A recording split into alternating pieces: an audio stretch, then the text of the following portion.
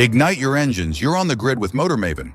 The Ram 1500 stands tall among America's favorite pickup trucks, largely due to its luxurious interior, outstanding comfort, and solid capabilities. However, as much as we adore the Ram 1500, especially after this year's makeover, it's essential to acknowledge that it's not without its faults. Some of these issues could be serious deal breakers for potential buyers. Today, let's dive into 6 reasons why you might want to think twice before driving off with a Ram 1500.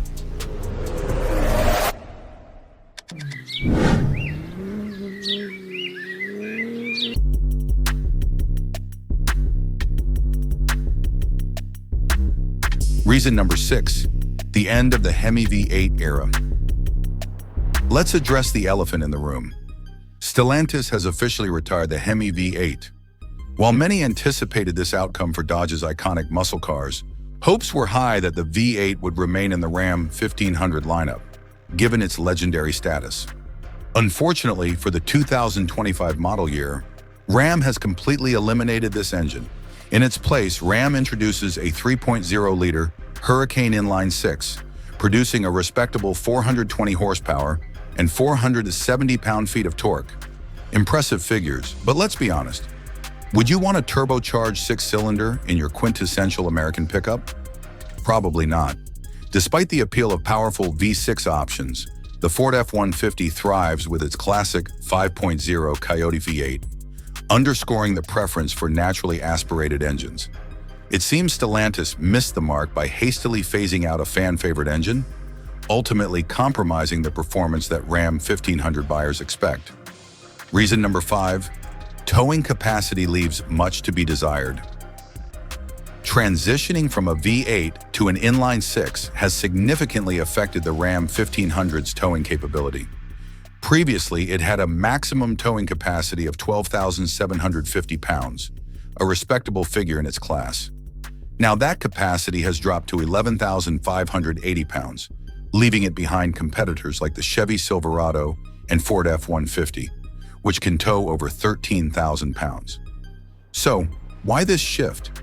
It seems Stellantis is steering buyers toward the Ram 1500 Ramcharger, an electric variant that uses the Pentastar V6 as a range extender. However, this complicated powertrain lacks potency, raising questions about its value. Why pay more for a vehicle that struggles to match its rivals? Let's face it, this complex design can lead to more issues and higher repair costs. And who benefits from that? Stellantis, profiting from spare parts while buyers are left with a subpar towing experience. Reason number 4, the Stellantis reliability dilemma. Let's be honest, Stellantis isn't a name known for reliability these days. Since the merger of FCA and PSA, the quality control that once defined their products seems to have disappeared. Take the Ram 1500 as a case in point. Its multi-link rear suspension, designed for comfort, is more prone to failure than the traditional leaf springs used in competing trucks. This leads to premature wear on components like ball joints, far from ideal for a pickup. Additionally, issues such as coolant leaks from faulty radiator caps, water pumps, or thermostat gaskets persist, along with the troubling tendency for the engine to mix oil and coolant. While the newly redesigned Ram 1500 with its Hurricane engine is yet to prove its durability, its complexity raises reliability concerns compared to the simpler Pentastar V6 and Hemi V8. And let's not overlook the electrical gremlins common in Stellantis vehicles and interiors that show wear sooner than expected. Before we venture further, we'd appreciate it if you could hit that like and subscribe button. This supports us in connecting with more auto aficionados just like you. Now let's change lanes and navigate towards our next point, number 3, stunning yet stale interior design. As much as we admire the craftsmanship in the Ram 1500, we must acknowledge that the interior is starting to feel outdated. The materials remain plush and the cabin retains a premium feel, but the design is lagging behind its competitors. The center console is cluttered with an overwhelming number of buttons, and the vertical infotainment layout can make the user experience frustrating at best and hazardous at worst. Even after the facelift, the design remains cluttered, with the new 14.5-inch screen simply shifting more functions into an already clunky system. Ram may have updated the software, but the design remains dated and outdated. Reason number 5, the Stellantis reliability dilemma. Stellantis isn't a name known for reliability these days. Since the merger of FCA and PSA, the quality control that once defined their products seems to have disappeared. Take the Ram 1500 as a case in point. Its multi-link rear suspension, designed for comfort, is more prone to failure than the traditional leaf springs used in competing trucks. This leads to premature wear on components like ball joints, water pumps, or thermostat gaskets persist, along with the troubling tendency for the engine to mix oil and coolant. While the new but the interface is still unintuitive, and numerous owner complaints suggest this isn't an isolated issue. By looking at what the Silverado achieved with its interior overhaul, it's clear that Ram should have done more than just add a bigger screen. They needed a complete redesign rather than mere touch-ups to an outdated setup. Reason number 2, farewell to the TRX. The departure of the Ram 1500 TRX is nothing short of tragic for truck fans. It wasn't just a staple of the lineup, it was a legend, boasting the title of the most powerful internal combustion pickup truck ever built. Even if owning one wasn't on your radar, there's no denying the awe-inspiring presence of the TRX. With its unapologetic over-the-top power, it captivated enthusiasts everywhere. But now it's gone, and in its place we have the Ram 1500 RHO. Powered by a 540 horsepower Hurricane 6 engine, the RHO is impressive in its own right, but it doesn't quite fill the void left by the TRX. And with a starting price of $80,000, $20,000 to $40,000 less than the TRX, it's clear that this is not a true successor.